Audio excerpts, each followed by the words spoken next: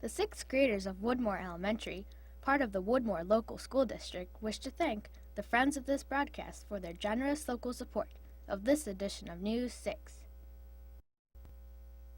Hi, we're the 6th grade class of Woodmore Elementary. Welcome to News 6.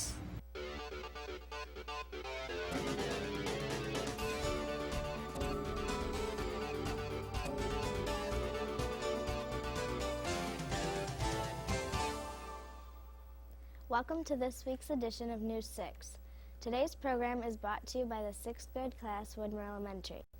Our school is located in the town of Woodville in Sandusky County. Founded in 1836, it's known as the lime capital of the world. Let's find out what issue is most on the mind of our 6th graders.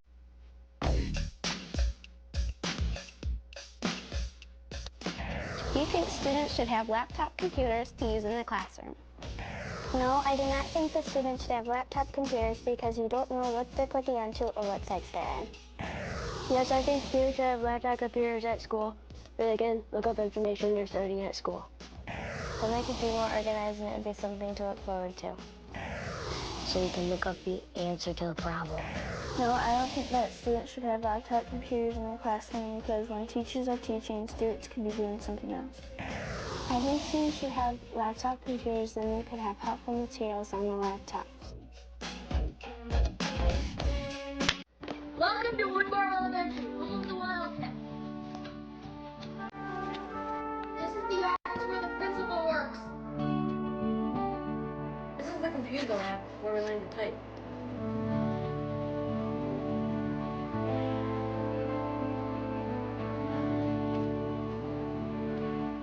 This is the library where we study and read a good book. This is the gym where we work out and get in shape.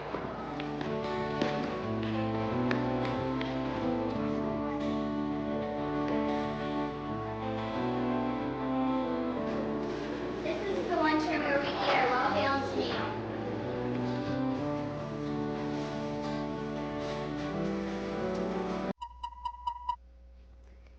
Everyone likes to feel they're part of something important. Within a town, these feelings can lead to a strong and vibrant sense of community pride. According to reporter Kelsey Giesler, this pride is especially strong in nearby Elmore.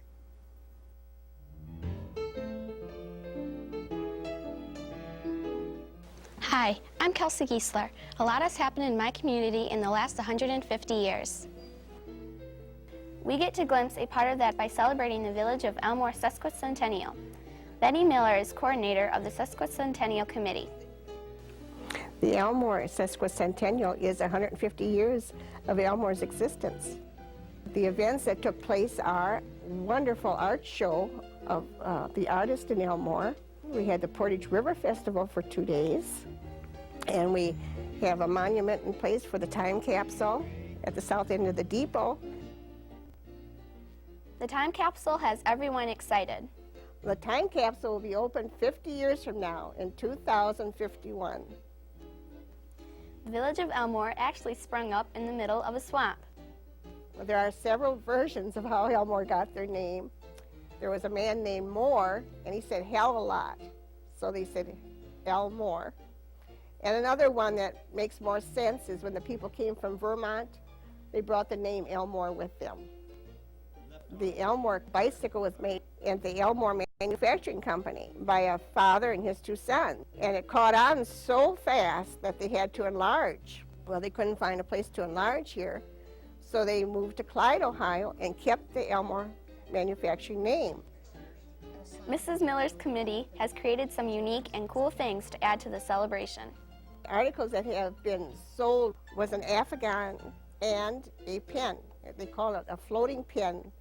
We have glasses to sell, and the money made will be going to a memorial for Elmore to remember the sesquicentennial year. We brought the past to the present. This is Kelsey Giesler reporting for News 6.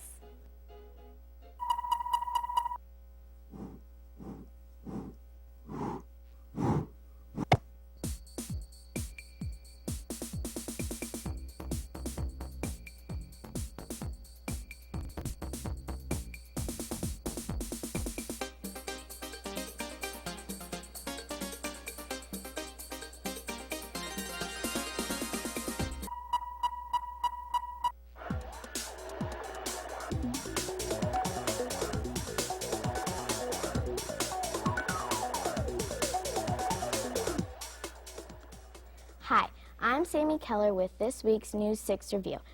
I'm examining the fascinating book The K, written by Theodore Taylor.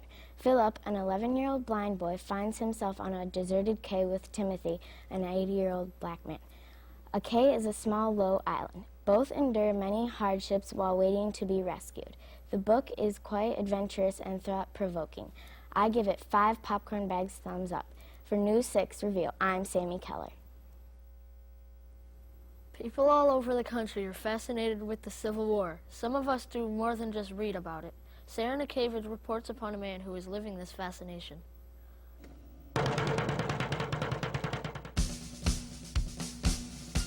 Hello, I'm Sarah Nikavage. I can talk to my teacher in school and see him on TV. This would attach to He's Rick Hoover, one of our physical education teachers. He recently completed work as an extra in a new television Civil War movie. You see, I was in a Civil War movie called Gods and Generals. Maxwell was the director. Ted Turner donated over $50 million for this movie, and it should come out in the latter part of 2002. When I first got there, they needed Confederate wounded, and nobody wanted to volunteer. And being a physical education teacher, I was kind of in shape, and I'm also a cross-country coach, so I knew I could handle any rigors they had, so I volunteered. In this line of work, you meet a lot of interesting people. Extras came from all over the United States and overseas. They all had different interests and different opinions of the Civil War, and it was kind of exciting. Here I am. I got to know Stephen Lang really well. He played a Confederate, Stonewall Jackson, and during the breaks I'd go up and talk to him. He was in character most of the time. Now, during the movie, you actually can't use this because accidents happen. Accidentally poke somebody falls on it, so you'd take it off and you'd put this fake one on. But for the film, or for the movie, it looks real and it looks authentic. Mr. Hoover had more than just one role. The other movie I was in was called Gettysburg. I get killed right away at the angle as a Union soldier. This is Sarah Nikavage reporting for News 6. You see, but as rain and as you walk.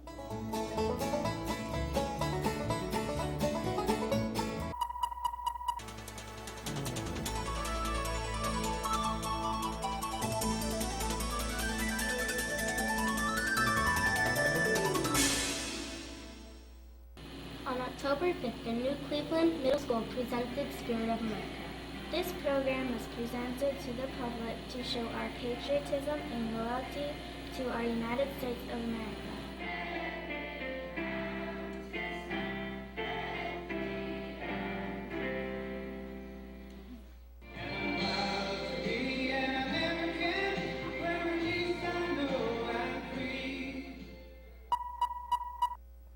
That's all for this edition of News 6. Thanks for watching. Be sure to tune in next week for more news from around Northwest Ohio. See ya!